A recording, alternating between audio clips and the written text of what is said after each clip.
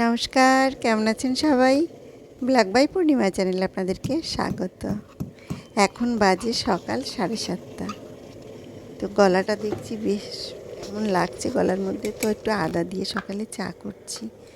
আদা চা খেলে না গলাটা একটু ছাড়ে, ভালোও লাগে। আর আমি তো খাই লিকার চা খাই, তার জন্য আমার এটাই বেশি ভালো লাগে। একটু আদা দিই, কখনো কখনো একটু দারচিনি, একটু গোলমরিচ দিয়ে, আজ আর দিলাম না, আজ আদা দিয়েই চাটা করছি। সকালে এই চাটা খেতে বেশ ভালো লাগে। আর আমি তো চিনি খাই না, আমি সামান্য একটু আমার চায়ে একটু হালকা গুড় দিই, সেটা দিয়ে আমি চাটা খাই। আর চিনি না খেতে খেতে অভ্যাসে হয়ে গেছে, চিনি আর দিই না কখনো কখনো, চিনি ছাড়াই শুধুই খাই। তো একটু গুড়টা দিলে একটু খেতেও ভালো লাগে, তবে চিনি একেবারেই খাই না। তো আমার নিচে এখন আমার একটা স্টাফ অনিমা, ও চলে এসছে সকাল সকাল, ওর জন্য করলাম, আর আমিও খাবো। একা একা বসে চা খেতে ভালো লাগে না, তো অনিমা এখন উপরে চলে আসবে, ওর জন্য একটু চা করে নিলাম, চাটা খাই।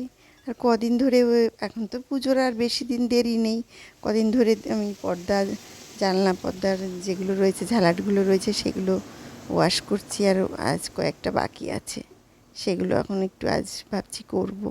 আজ প্রচণ্ড রোদও উঠেছে বাইরে, তো মেয়েও উঠে যাবে কিছুক্ষণ পরে ঘুম থেকে। মেয়ের জন্য এই অমৃতাটা একটু দুধের মধ্যে গুলে নিই, তো পেটে ব্যথার খুব সমস্যা, এটা খেলে যে একটু পেটে ব্যথা কমবে বললো সবাই, তো এটাও একটু রেডি করে নিই ওর জন্য, দুধের মধ্যে গুলে নিই। আর পর্দাগুলো মোটামুটি কাঁচা হয়েছে, ঝালাটগুলো রয়েছে কিছুটা বাকি। ভীষণ ভারী, এগুলো সব কাচতে সত্যিই খুব কষ্ট হয়। তা আর এগুলো তো সব সময় কাঁচা হয় না, যার জন্য এগুলো একটু বেশি ময়লা হয়ে যায়। পর্দাগুলো তো তাও আমরা মাঝে মধ্যে কাচি, কিন্তু এই ঝালাটগুলো সবসময় কিন্তু খোলা হয় না। দেখুন কত ভারী, আর জলে ভিজালে তো আরও ভারী। তো এগুলো আর ওয়াশিং মেশিনে আজ দেবো না, এগুলো একটু আলাদা হালকা একটু উষ্ণ গরম জল করে একটা একদম বড় গামলার মধ্যে ছাদে নিয়ে যাব। তো এগুলো একটু কয়েকটা একসঙ্গে আর সমস্ত জানলা দরজার খুলবো না, দুটো তিনটে খুলবো।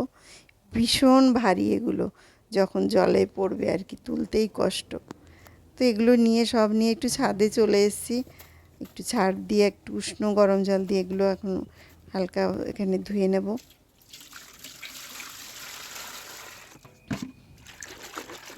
আজ প্রচণ্ড রোদ উঠেছে, পরিষ্কার, এত সকালেই দেখতে পাচ্ছি আকাশ পুরো পরিষ্কার, রোদও উঠে গেছে।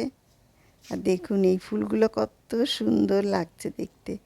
এই ফুলগুলোর কালারটা এত সুন্দর, নানান কালারের ফুল ফোটে, দেখতেও ভারী মিষ্টি লাগে।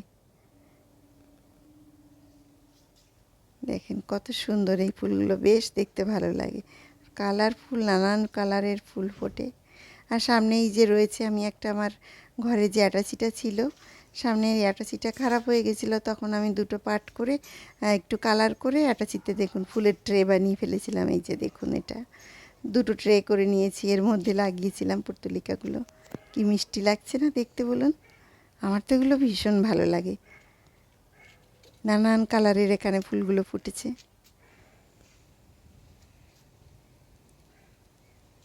এটা আমার সামনে বারান্দায় ছিল, সেটা তখন দেখছি ফুলগুলো একদম ভালো ফুটতো না, তারপর আমি ছাদে এনে দিয়েছি, এখন দেখছি এটাতে বেশ সুন্দর ফুল ফোটে। ঘরের মধ্যে ছিল তো, রোদ আলো ঠিক মতন পেতো না, মানে রোদও পেতো না, বৃষ্টির জলও পড়েনি ওর মধ্যে।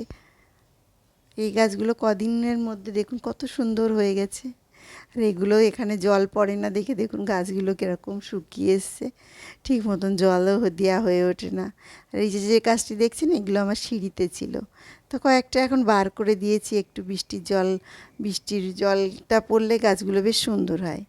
আর এই যে গাছটি, এই গাছটি এত সুন্দর, এর দুটো গাছ ছিল, আরও একটা গাছ কেমন করে যেন শুকিয়ে গেল, কি হয়েছে আমি ঠিক বুঝলাম না, একদম নষ্ট হয়ে গেছে গাছটি। তা এখন চলে এলাম, সকালে জলখাবার করা হয়নি, তো একটু আলুর দম করে নেব। মেয়ে আলুর দম খাবে, লুচি করা হয়ে গেছে, একটু লুচি দিয়ে।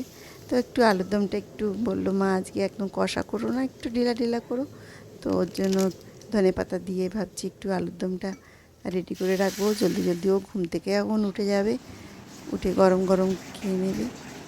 তো সেদিন দেখুন বাজার থেকে কত পার্শে মাছ নিয়ে এসেছি, এগুলোর আজকে একটু ঝাল করব। মেয়ে কুমড়ো শাক খেতে এত ভালোবাসে, তো কুমড়ো শাক আমার এবারে খুব একটা হয়নি, আমার চাল কুমড়োটাই বেশি হয়েছে। অল্পই হয়েছে কুমড়ো শাক, তাও দুটো দুটো তিনটে ডাগা। যাই হোক, যাই হয়েছে মেয়ের, এটুকু নিয়ে গেলে মেয়ের হয়ে যায়।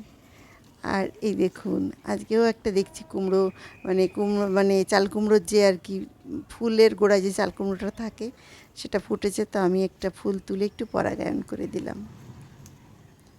এই যে লঙ্কা গাছগুলোতে দেখছি এদিক ওদিক লঙ্কা পেকে আছে। লঙ্কাগুলো এত পাকার আগে একটু তুলে নিলে গাছটা সুন্দর লঙ্কা হয়। এত পাকা লঙ্কা গাছে রাখলে গাছটা আবার নতুন ফুল দেয় না ঠিক মতন। তার লঙ্কাগুলো ঠিক মতন সময় মতন আর তোলাও হয় না। বেগুনটাও দেখছি একটু বড় হয়ে গেছে। আর এই লেবু গাছে তো প্রচুর লেবু হয়েছে, এখন দেখছি দু একটা লেবু আগের দিনও তুলেছিলাম আর আজকেও একটা তুললাম।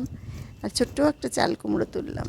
এই চাল কুমড়োটা চাক করে একদম সেই যেরকম আমরা বেগুন ভাজা খাই ওভাবে করবো। আর এই দেখুন কত শুঁয়োপোকা, এখনই চোখে পড়েছে তাই, না হলে এগুলো সমস্ত ছাদে ছড়িয়ে যেত। তো এই শুঁয়োপোকাগুলোকে সব মেরে নিলাম, তা না হলে পুরো ছাদ বাগানে চতুর্দিকে শুঁয়োপোকা। এরকম তো মাঝে মধ্যেই হয়, আমাকে একটু খেয়াল রাখতে হয়।